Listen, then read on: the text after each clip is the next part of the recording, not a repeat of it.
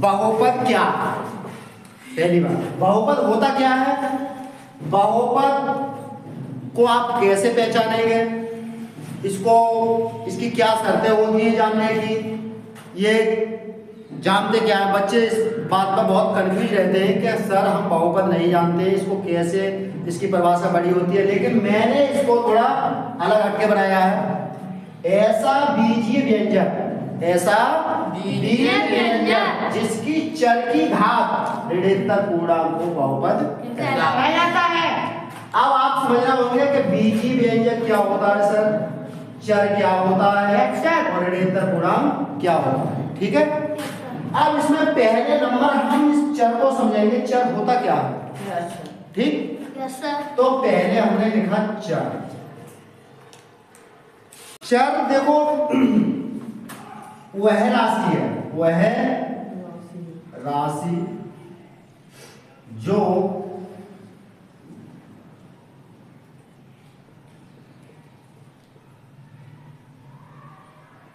प्रतिक्रियाओं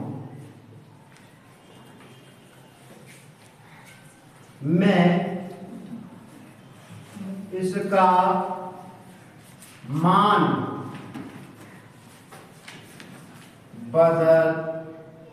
बदलता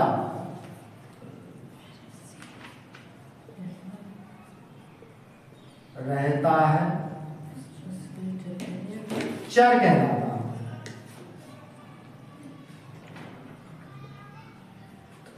देखो वह राशि है जो गणितीय प्रक्रियाओं में इसका मान हमेशा बदलता रहता है, चर कहलाता है। अब जैसे, अब इसमें चर होते क्या? जैसे में तुमने पढ़ा होगा x, y, z, ये चर ही पढ़ते हैं। और इसके अलावा हम s, t, u, w, ये भी चर है। ठीक है, x, y, z, h, t, u और u के बाद v भी होता है, v, w। ठीक है, ये क्या है? चर है। तो देखो इनके मान हमेशा गणितीय प्रक्रियाओं में बदलते रहते हैं। ठीक है, आपको अच्छी तरह से समझ में आ गया चर क्या है। x, y, z जिस बहुपद में या जिस बीजीय व्यंजक में x, y, z छुपे होते हैं या लगे रहते हैं उनको हम चर कहते हैं। ठीक है, अब इसके बाद में इसके बारे में समझ होगा चर क्या होता है। ठीक है, अब इसके बाद आते हैं हम बीजीय व्यंजक। बीजीय व्यंजक क्या होते हैं? बीजीय व्यंजक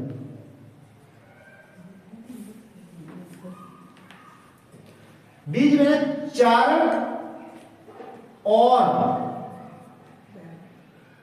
अचर, चर और अचर के संयोग से बने पद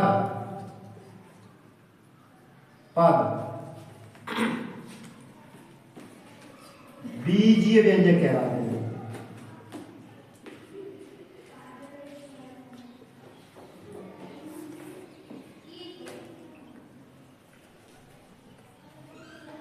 ठीक है, चर और अचर के सहयोग से जो पद बनते हैं उनको हम बीजीय व्यंजक कहते हैं। समझ गए? चर और अचर, जैसे हमने मान लिया x प्लस 1 चर और अचर है, ये एक व्यंजक हो गया बीजीय व्यंजक। ठीक है, ऐसे 3x प्लस 2, ठीक है, इस तरीका से ये बीजीय व्यंजक बना। चर और अचर के सहयोग से बने पद बीजीय व्यंजक कहलाते हैं। चाहे इसमें जोड़ कर लो, चाहे इसमें गुणा कर लो, चाहे इसमें भाग कर लो, वो सभी क्या होंगे? बीजीय व्यंजक होंगे। क्या होंगे? बीजीय व्यंजक। इसके बाद में आप समझ गए होंगे। ठीक है, बीजीय व्यंजक क्या होते हैं? ठीक है, चर और अचर के सहयोग से बने पद बीजीय व्यंजक कहलाते हैं। x प्लस 1, 3x प्लस 2 और भी कुछ लिख सकते हैं। ठीक है, जैसे में ये हो गए। ठीक है, ये समझ गए होंगे आप बीजीय व्यंजक क्या होते हैं। अब आती है तीसरी बात, ऋणात्मक पूर्णांक। क्या आती है? ऋणोत्तर पूर्णांक। अब हमारा सभी बच्चे ये कंफ्यूज रहते हैं कि ऋणोत्तर पूर्णांक होता क्या, ठीक है। ऋणोत्तर पूर्णांक हमने आज तक ऐसा शब्द ही है ऋणोत्तर पूर्णांक, तो इसके बारे में भी सुनो। ऋणोत्तर पूर्णांक, देखो भाई ऋणोत्तर पूर्णांक वे पूर्णांक होते हैं जिनमें केवल धनात्मक संख्याएं होती है। कौन से? धनात्मक, ऋणात्मक नहीं होती है, केवल ही धनात्मक संख्याएं होती है। जैसे में हम ऋणोत्तर पूर्णांक में क्या लिख सकते हैं? 0, 1, 2, 3, 4, 5। ये सभी कैसे पूर्णांक होंगे? ऋणोत्तर पूर्णांक। कौन से होंगे? ऋणोत्तर पूर्णांक। अब इसकी बात चले जिसकी चर की घात ऋणोत्तर पूर्णांक। बहुपद में अब बात को समझना है, इसको हम पूर्णांक समझ गए। अब ये पूर्णांक ऋणोत्तर पूर्णांक होते हैं 0, 1, 2, 3, 4, 5, 6, 7, 8 जैसे गिनती चलती है रहती है। जो पूर्णांक पढ़ते हैं वैसे ऋणोत्तर पूर्णांक होते हैं। अब आता है बहुपद। तो देखो बहुपद के बारे में समझना है हमें शर्त क्या क्या मिलेगी बहुपद में? बीजीय व्यंजक जिसकी चर की घात ऋणोत्तर पूर्णांक को बहुपद कहते हैं। अब देखो कुछ बहुपद के उदाहरण दे रहा हूं।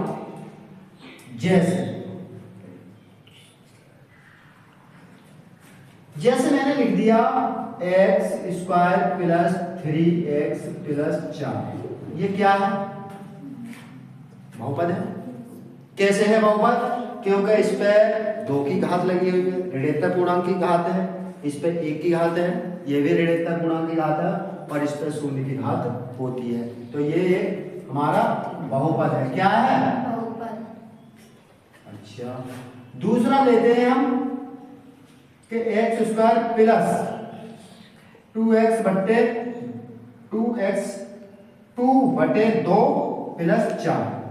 अब ये बताओ ये हमारा बहुपद है या नहीं? बताओ। इस x को हम ऊपर पहुंचाएंगे, इस x को, जैसे ये x² प्लस 2x माइनस 1 की घात आएगी। जब ऊपर को किसी संख्या को ले जाते हैं तो उस पर नेगेटिव घात हो जाती है, तो इस प्लस 4। ये किस तरीका का बहुपद है? इस पर पूर्णांक यानी जो हमने ऋणोत्तर पूर्णांक पढ़ाया था उस पर केवल प्लस की घात होनी चाहिए। काय की घात होनी चाहिए? प्लस की। तो हमारा ये बहुपद नहीं। सही है। अब एक बात और आ रही है। अब मैं एक बात बताता हूं तुमको कि मैंने लिख दिया x² प्लस 3x बट्टे x। ये बताओ ये बहुपद है या बहुपद नहीं है? सर बहुपद। कैसे है बहुपद? देखो यहाँ x है, ठीक है, मानता हूं मैं तेरी बात। चलो तेरी बात देखते हैं बेटा। ऐसे होगा कि x इसमें से कॉमन हो जाएगी, x प्लस 3 बट्टे x से x कट जाएगी, तो हमारा x प्लस 3 एक बहुपद ही होगा। क्या होगा? बहुपद होगा। समझ गए? ठीक है। ये मैंने कुछ उदाहरण दिए बहुपद के समझने के लिए। समझ गए होंगे बहुपद में केवल ऋणोत्तर घात होनी चाहिए। कैसी घात होनी चाहिए? ऋणोत्तर घात होनी चाहिए, और चर और यहाँ 2 बीजीय व्यंजक होगा। अब देखो बीजीय व्यंजक एक यानी चर और अचर से, यहाँ क्या है? चर और ये अचर। चर और अचर के सहयोग से बने व्यंजक को बहुपद कहते हैं। बहुपद अब तो क्लियर हो गया। और यहाँ पर हम चर भी है, अचर भी है और ऋणोत्तर घात भी है, तो हमारी ये सभी कैसे होंगे? ये सभी बहुपद होंगे। ठीक है। अब मैंने एक बात लिखी यहाँ पर तुमको, और मैं उदाहरण देता हूँ। ऐसे लिखिए x प्लस √2। ये क्या बहुपद है?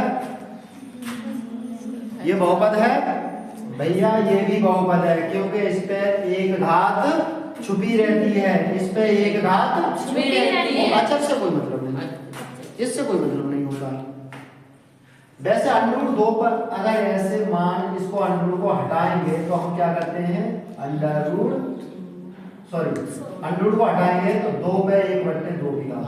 सही है, अंडर रूट हटाते हैं तो कोई कितने भी अंडर रूट लगाओ, अगर हटाना चाहते हो तो इस पे 1/2 की घात कर लीजिए। ठीक है, अब इस पे हमें ऋणात्मक पूर्णांक है, ऋणात्मक पूर्णांक है और ये अंडर रूट 2 है।